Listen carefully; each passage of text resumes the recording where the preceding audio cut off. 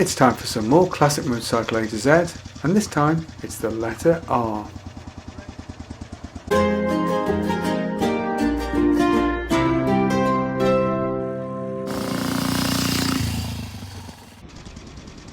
Rover.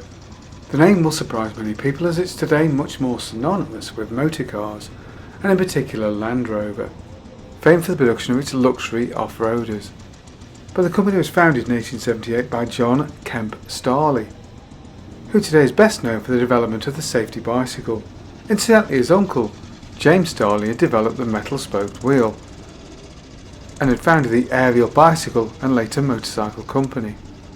In 1903, Rover introduced their first motor bicycle and would produce more than 10,000 machines before ending production in 1924 in order to concentrate on motor cars. But in their time, Rover did produce an excellent range of single-cylinder side valve machines of 250 to 500 cc's. Founded in Redditch, Royal Enfield were, like so many companies, originally the producer of firearms who had branched out into bicycle production before later progressing into motorcycle production, the first of which they produced in 1901, making them one of the oldest producers of motorcycles in the world. And while some will argue that the later Indian company is a separate company, they were later separated, it's true, but they started out as the same company in the first place, which is more than you could say for the modern Triumph. Royal Enfield produced a range of singles and V-twins during its early history, but its most famous model, the Bullet, was first introduced as a sloper in the 1930s. And during the Second World War, the company would produce a range of products for use by the military, including the Flying Flea Lightweight, intended for use by airborne forces. Post-war would see the introduction of a much upgraded Bullet, now featuring a swinging arm frame and an all-new engine with aluminium heads. And this machine would have two major claims to fame. It was, quite simply, the most successful heavyweight trials bike of all time, and was the longest produced single model in the history of motorcycling, being produced in large numbers in both the Redditch factories and the Madras, later Chennai factories.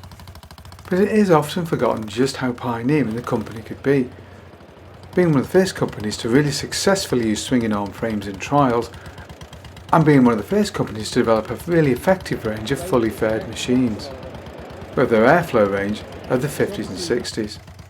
And there would of course be parallel twins. Most other British companies built them also, after all. But Enfield's approach, as ever, was a little bit different, and they would enlarge their engine out to 700 cc's and later 750, culminating in the Interceptor 2750 of the late 60s, possibly the unsung hero of the British motorcycle industry, and with its statically and dynamically balanced crankcase, it was smooth and arguably Britain's best parallel twin. But even this machine couldn't save them from the ministrations of the Manganese Bronze Corporation, who shut the factory down because the land was worth more than the factory itself. But of course the Indian factory did survive and carried on producing the Bullet right through into the next millennium. And today the brand is more successful than ever, producing a range of single 350 as well as their 650 parallel twins, and the Himalayan range of course. And with the introduction of the all-new water-cooled Himalayan 450, the company is showing little signs of slowing down.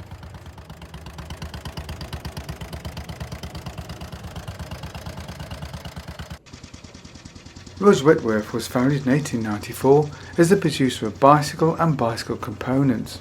In 1907, the company would introduce a detachable wire wheel for use in motor cars, and these would remain in production well into the 1960s. And in 1911, they introduced their first motorcycle, and the early machines were fairly typical of the period, that is, large side valve singles or V-twins. In 1912 they introduced a 500 machine with the multi-gear system, and this was indeed very similar to the systems found on modern scooters, essentially a CVT, except in this case it was manual operated by a lever rather than the ramps and rollers found in later scooters. Although it must be noted that earlier systems which were very similar were also used by FN in Belgium and the Zenith company in the United Kingdom. And indeed these early CVT systems were very effective, with Rudge winning the 1914 TT with Silver Pulling at the controls. And indeed the multi-gear would remain popular even with the introduction of modern gearbox systems, with production finally ending in 1923. The following year would see the introduction of their first 4-valve head, initially on a 350 model. This would be enlarged to 500cc in 1925. And in 1928, Graham Walker would win the Ulster Grand Prix at an average speed of 80 miles an hour, prompting the release of the Rudge Ulster Sports model the following year. And in 1930, they would sweep the board in the 350 lightweight TT, using an all-new 350 engine with radially mounted valves. Always a small company, in the Great Depression of the late 20s and early 30s, the company floundered and was taken over by EMI. And EMI initially at least would invest in the company, producing a much updated range of machines with fully enclosed valve gear. However, with the outbreak of World War II, production of motorcycles ceased, and EMI converted the factory to produce radar components. And while there were rumours post-war that Rudge would return, the factory never did. Raleigh is of course a company much better known for the production of bicycles, and indeed by 1913 were the largest producers of bicycles in the world. But they did produce motorcycles, although actually in 3 separate periods. The first was from 1903 to 1908, but then restarted just after World War I, before stopping again at the beginning of the 30s to concentrate on a lightweight 3-wheel delivery van, a vehicle which would eventually spawn the development of Reliant, and their Robin 3-wheeler cars. In the late 50s they would return once again to motorcycle production, although in this case it was in a range of mopeds, which were closely based on those designed in France. And these machines would prove surprisingly popular, with production lasting through until the beginning of the 1970s, and that would be the end of Raleigh motorcycle production. Well, I hope you enjoyed that video and you found it interesting. If you did, don't forget to like and subscribe, and of course, thank you very much for watching.